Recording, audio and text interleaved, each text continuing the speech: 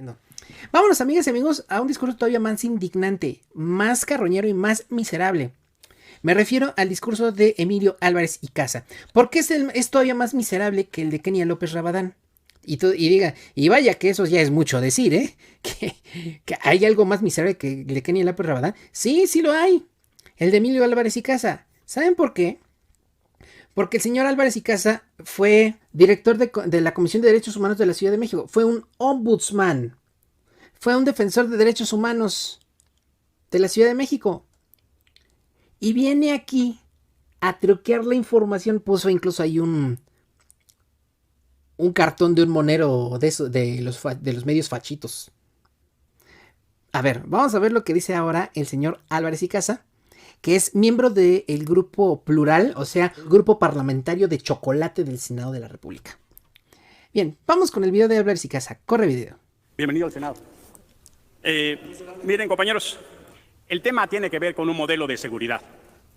Y vamos entonces a establecer una primera diferencia. Tiene el uso de la palabra, perdón, tiene una pregunta, no sé si la... Uy, tan rápido. Es una moción, adelante. Tan rápido. Senador. Sí, presidenta, seguramente lo hizo por descuido el senador, pero está tapando el escudo nacional y hay que respetar los símbolos patrios. Es así, gracias por su observación. Voy a continuar. Lo que lo debe de quitar... Voy a continuar, gracias. ¿Qué? Hay una enorme diferencia. Si me dejan continuar. Yo sé que les molesta, pero voy a continuar. Aquí sí es cierto, ¿eh? Está tapando el escudo nacional. Recordemos que en el debate de la reforma a la ley de la industria eléctrica para que elevarla al rango constitucional, una de las disposiciones acatadas por todos los grupos parlamentarios era que no se debía de tapar el escudo nacional. O sea, eso es algo de cajón. Ahorita Kenia López Rabadán, por ejemplo, puso una pantalla. ¿Por qué no la puso adelante? Porque hasta Kenia López Rabadán tiene un mínimo sentido de que hay que respetar los símbolos patrios. No lo voy a quitar. No lo voy a quitar. Que alguien más lo sostenga. ¿Me regresa el tiempo, presidenta? Por ahí dijo que alguien más lo sostenga. Y eso es algo que han hecho los panistas. Sí es cierto, ¿eh? Sí lo han hecho. O sea, han pasado otros panistas y sostienen cartulinas, pancartas, mantas, de todo. Bueno, cuando pusieron el modelo de la mentada casa gris que supuestamente era de José Ramón López Beltrán y que a la mera hora resultó una casa rentada que ya ni habitaban. Hasta ahí pasaron varios legisladores, pero aquí el señor, pues no. Ahora, como no tiene grupo parlamentario, más que uno de chocolate, pues por eso, ¿no? Y seguramente su presencia ahí es simbólica, porque el Grupo Plural no tiene una presencia protocolaria. Se permitió la formación del grupo y el derecho a voz por buena onda, pero ellos no pueden votar como Grupo Plural. Tienen que votar como senadores sin partido. ¿Podemos continuar, presidenta? ¿Podemos continuar? Que alguien te lo sostenga. ¿Me regresa el tiempo? Que alguien te sostenga el... ¿Me regresa el tiempo, A ver, presidenta? que alguien te lo sostenga, Emilio. ¿Qué dice? Sí, yo le estoy pidiendo que por favor, si alguien le detiene la cartulina a un lado. O que lo pegue. Vemos que le puso unos diurex, unas cintas, que lo pegue sobre la tribuna de la mesa directiva y en un filito donde no tape el escudo nacional. Sí, si alguien la quiere, ahora resultan... Como oposición lo hicieron miles de veces y ahora se ponen tan pulcros. Creo que Lo hicieron miles de veces como oposición orden en la y ahora sesión. se ponen tan delicados. Orden, por ¿No? favor. ¿Podrían...? Ahora resulta. Por favor. A ver, permítanme, por favor. Por favor. Senador, ¿puede alguien más detenerle su cartulina para que se vea el escudo nacional y del Senado de la Bueno, República? si algún colega quiere ayudar, Por con favor, mucho gusto. si se lo detienen, si alguien se lo detiene, por Gracias. favor, pero sin que se tape Gracias. sin que se tape el escudo. Gracias. Si me regresa el tiempo, por favor. Sí, que se lo regresen. Como si estuvieran en la exposición en la escuela de me detienen la cartulina. Que no sé qué. No manches, ni mis alumnos en la prepa son tan payasos y tan poco entendidos de los reglamentos que hay que seguir. Y miren que yo trabajo con adolescentes de 15, 17 años, ¿eh? Que se lo regresen el tiempo. Gracias. Sí. Es increíble, ¿no? El gusano del poder, cómo cambia a las personas, ¿no? Y en manos de este tipejo estuvieron los derechos humanos de la Ciudad de México. Ahora me explico por qué hay tantos problemas en la ciudad. Como oposición hicieron esto y peor, y ahora son de un reglamentismo. Pero bueno, la discusión, hay que subrayar algunas ideas. Hay una enorme diferencia. Por favor, orden para escuchar al orador. Si son Hay una tan enorme amables. diferencia entre un gobierno de izquierda, auténticamente de izquierda, y un gobierno populista de derecha y autoritario. Por ejemplo, en Chile, la ministra de Defensa es mujer, civil. En Colombia, se propuso ministro de Defensa a un juez defensor de derechos humanos que coordinó la CICIG. Incluso es un defensor de derechos humanos el ministro del Interior. Eso hace un gobierno auténticamente de izquierda. Incluso en Colombia se ha propuesto retirar a la Guardia Nacional del Ejército. Eso hace un gobierno de izquierda, no uno que se disfraza de izquierda y es populista de derecha. Podemos entonces decir... ¿Mujeres? Ya tuvimos mujeres a frente de la PGR, de la Secretaría de Función Pública, con ellos, cuando ellos fueron gobierno, y fueron un fracaso. En una pregunta del diputado Ramiro Robledo. Sí, con gusto, diputado. Remueva al actual secretario de la Defensa Nacional, señor. Estoy sugiriendo, gracias por la pregunta, que discutamos el modelo de seguridad, porque sabe, solo 3 países tienen secretarios militares en América Latina, y es una vergüenza que la izquierda siga refrendando o representando en Morena, los modelos que venían de antes. Sería tiempo de tener un secretario civil, como pasa en otros países. Por ejemplo, Michelle Bachelet fue secretaria, ministra de Defensa en Chile, luego presidenta. Ya hubiera sido tiempo que pudiéramos repensar el pacto civil y el pacto cívico-militar para que pudiéramos tener un secretario civil. A eso me refiero. Y lo que es sorprendente es que van casi 4 años de gobierno y por inercia la mayoría sigue repitiendo las prácticas militaristas y sigue incluso peor, como dije en mi intervención anterior, en esta adoración de estrellitas y botas. Este gobierno, diputado... Wow. ¿Adoración de estrellitas y botas? No, perdón, eso sí es una falta de respeto. Porque las estrellitas y las botas no las regalan así porque sí. Señor Álvarez y Casa ya suena a Lili Telles cuando les dijo edecanes a los elementos de la Guardia Nacional. Le ha dado más poder y presupuesto al ejército que nunca. Esa es la discusión, diputado. Esa es la discusión. Porque el ejército está construyendo un aeropuerto, está construyendo no 1 sino 2 trenes, el Maya y el Transísmico, está haciendo labores que deberían hacer los estados de la República y que no hacen. Por eso tiene más lana. No es porque les haya aumentado el presupuesto porque sí, sino porque están haciendo más cosas. Y por eso, viendo el referente, si me deja hablar con mucho gusto, el referente de Chile y de Colombia son tan importantes. Porque tenemos que avanzar justo en una redefinición de una herencia que venía mal y que logremos generar un entendimiento de que las Fuerzas Armadas son instituciones de la democracia. Y ahora, como no le conviene citar a Estados Unidos, porque Estados Unidos ha tenido unos secretarios de defensa cuestionables como Colin Powell o como Donald Rumsfeld, que fueron los que estuvieron metidos en las guerras de Irak la primera y la segunda vez. No, ahorita sí no le conviene que nos acordemos de Estados Unidos. Ahorita sí no.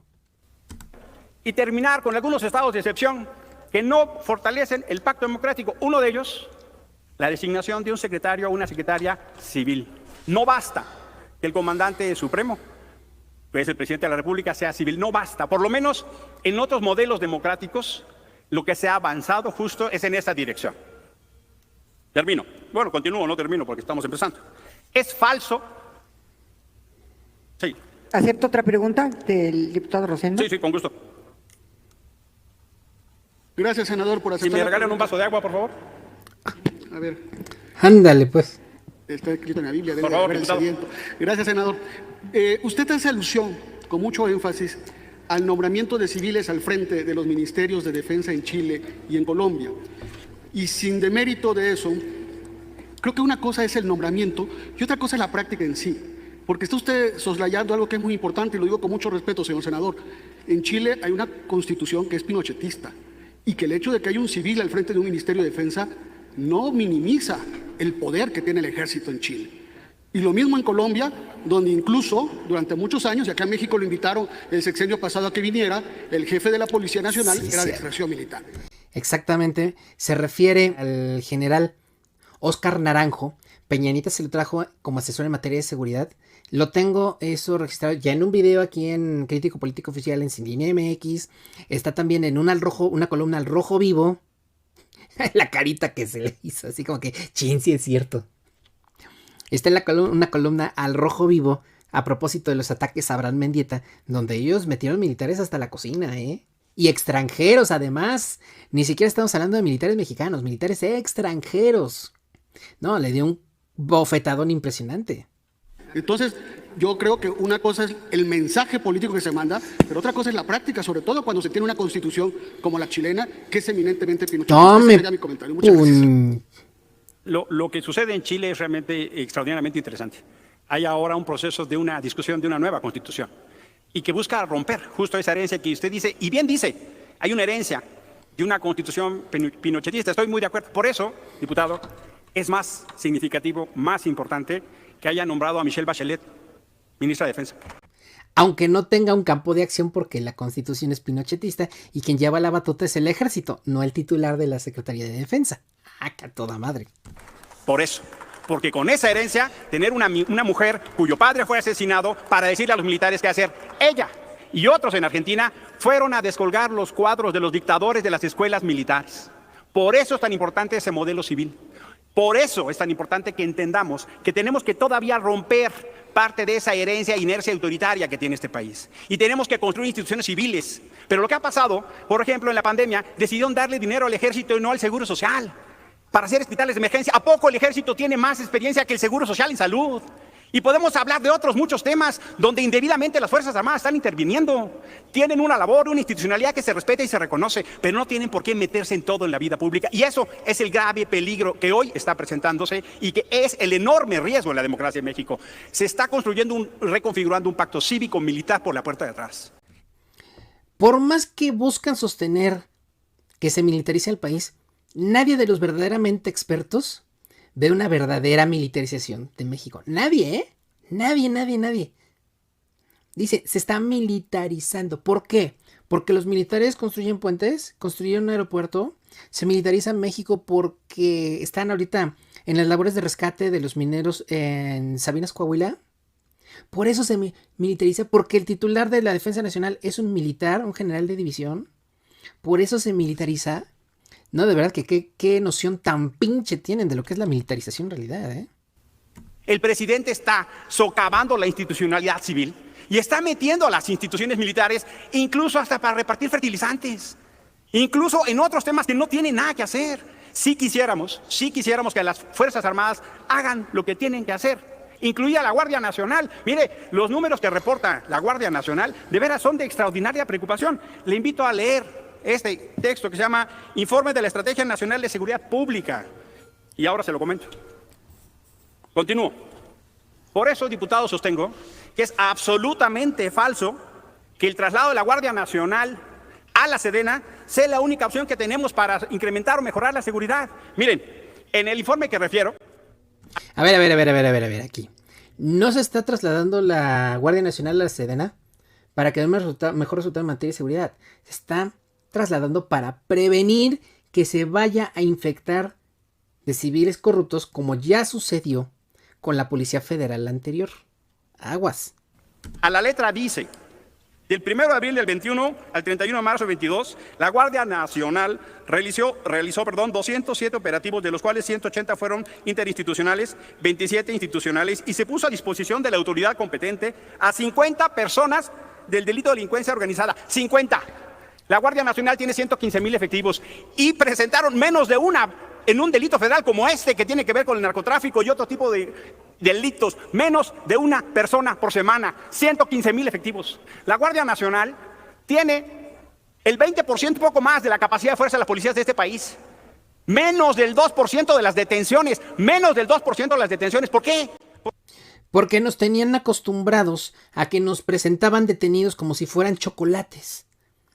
Fueran o no fueran culpables, estuvieran siendo investigados o no, hubieran sido atrapados infraganti o semisecuestrados y presentados días después. Nos tenían acostumbrados a los shows mediáticos de presentación de culpables. ¿Cuántas veces no vimos en los gobiernos de Calderón y de Peña, sobre todo con ellos, los reportajes en los noticiarios donde presentaban a los encapuchados de la Policía Federal o de la Marina o de la Sedena con los delincuentes esposados, con mesas con todo lo incautado?